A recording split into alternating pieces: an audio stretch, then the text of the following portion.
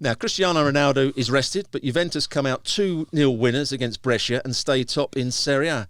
Gab, were you impressed by their performance? No, I wasn't. I was actually looking forward to this game because we knew Cristiano was going to be out.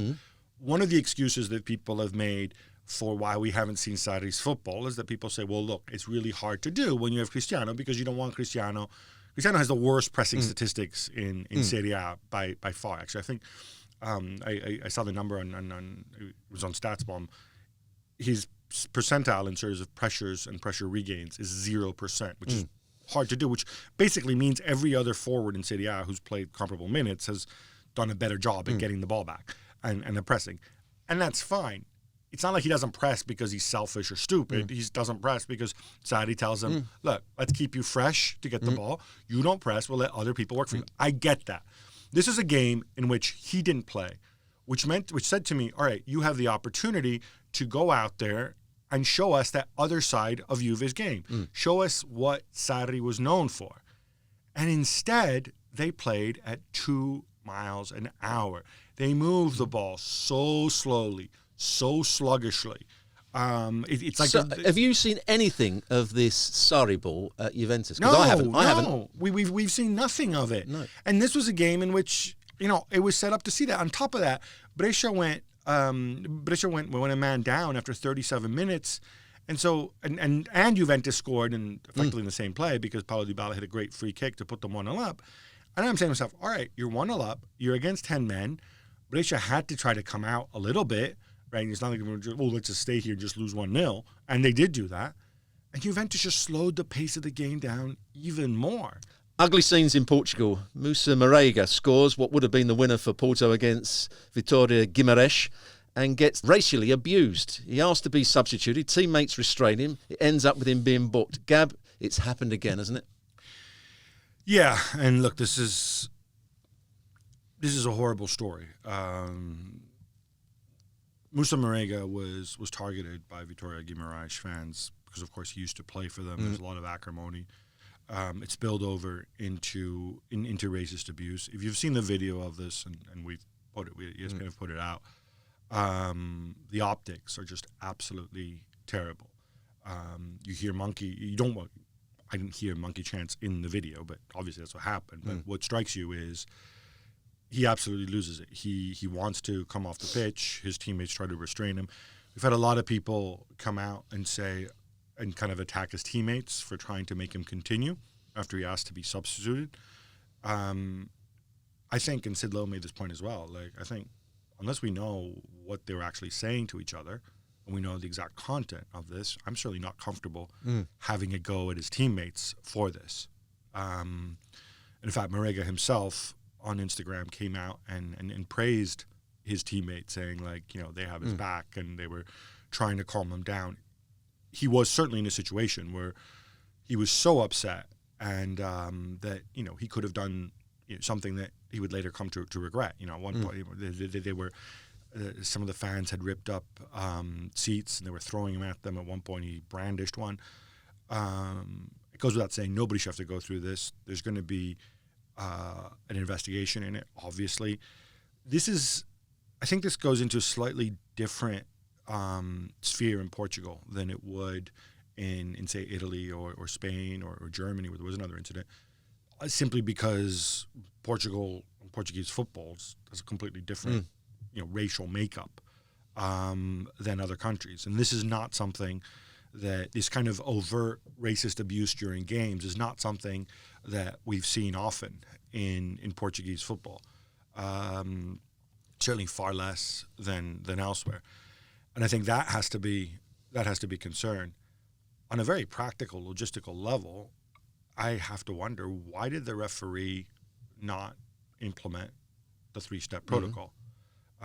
We've been told that after it happened, he went and spoke to the match delegate, and by that point, things were kicking off the pitch, people trying to console Marega, restrain Marega, and whatever, so he never got around to it, and by the time he was substituted, the monkey chants had stopped. Look, if you have this rule in place, then you have to apply it, if only because otherwise it really looks like you're doing absolutely nothing. What the whole world saw was this guy gets racial abused, and you book him, right? That's the headline. Now, obviously, there's more context to that, but you have to act upon that. And I don't want to hear justifications like, well, they only racially abused him, not the other black players, because they're angry with him. It goes without saying, none of this stuff is acceptable. I think they have to be aware of it. They have to act quicker. But I think also the rest of the world should, before we go and slaughter his teammates, I think we need to know exactly what happened and what Marega was saying to them. In that, you have to have the full picture, and hopefully that'll come with the investigation. And hopefully Portugal maybe to some degree thought they were immune because they've had black Portuguese players for nearly a century now, but no, they're clearly not. No. And we need to have a very serious crackdown here. Mikel Arteta leaves Gabriel Martinelli, Lucas Torreira, and Alexander Lacazette, and also Matteo Guendouzi in the stands. It's just weird because I have Arsenal fans or friends who go on about how wonderful Guendouzi is, and weird Arteta said, "Ooh, it was a technical decision," and when you can't get into the 18, it's kind of weird. Anyway, instead he plays Dani Ceballos, who hadn't started since November, and Eddie Nketiah, who's just back from his loan at Leeds United. Scoreless first half, and then Arsenal hit the back of the net 4 times in the second half and beat Newcastle. Please explain Arteta. Is this good? Is this bad? I'm confused. I don't understand. I'm slightly confused, but I think that's the case with Mikel Arteta. I think he's been okay with his team. Oh, I wish you could see his. He just made a face when he said he's been okay. Yeah, in terms of, he'll say all the right things. I'm happy with this. The work rate's good. We're doing this quite well. We just need to take our chances. I think secretly he's thinking, I'm not happy with him. He's trying to find the right balance. He wants to look at all the players. He's probably been told by the ball, don't worry about this season too much. We're looking at next season. He needs to know how good these players. I think he's been unhappy with some of the players. He's been unhappy with, and I would be unhappy with Guendouzi's lack of discipline. Every match he plays, he looks like he's going to get himself sent off. He becomes the sort of pantomime villain when he's playing away from home. He wants to row with the referee. He wants to row with the opposition. I have no issue with Guendouzi, but I mean, obviously, he's not leaving out Martinelli as a punishment. No. I think he doesn't. He just wanted to look at a different different players. I think he's been given almost a free pass this season.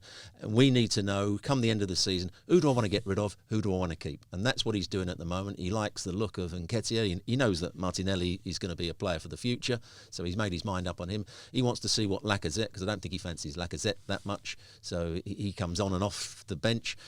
I just don't think at the moment he knows what his best side are, what his best tactics are.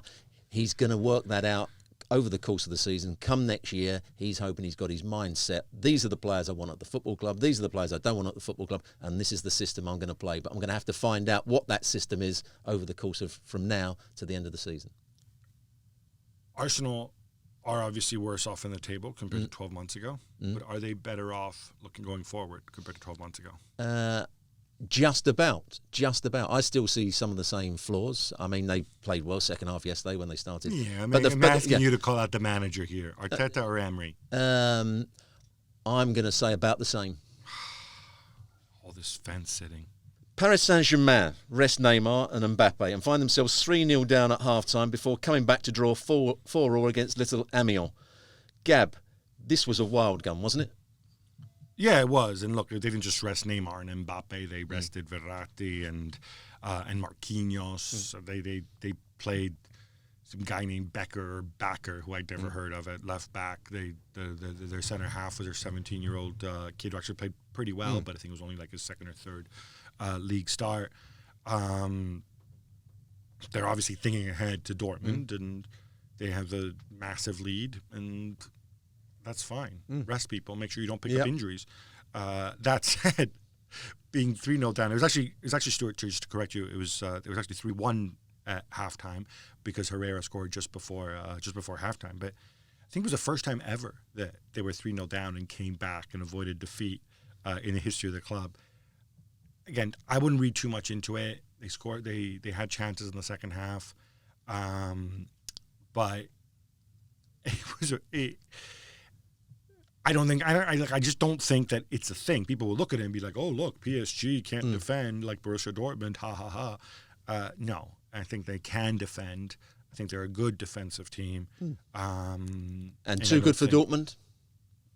I think they're going to beat Dortmund. I do as well. I could be wrong, but yeah, I mean, yeah. The thing about Dortmund is, again, it's still Akanji, Hummels, people like that at the back. And yeah, they had a good win on Friday night. I covered the game, but they still don't convince me that they're a good defensive side. Well, thank you very much for watching ESPN on YouTube. For more sports highlights and analysis, be sure to download the ESPN app. And for live streaming, premium content, and let's not forget as well, ESPN FC 7 days a week. Subscribe to ESPN Plus.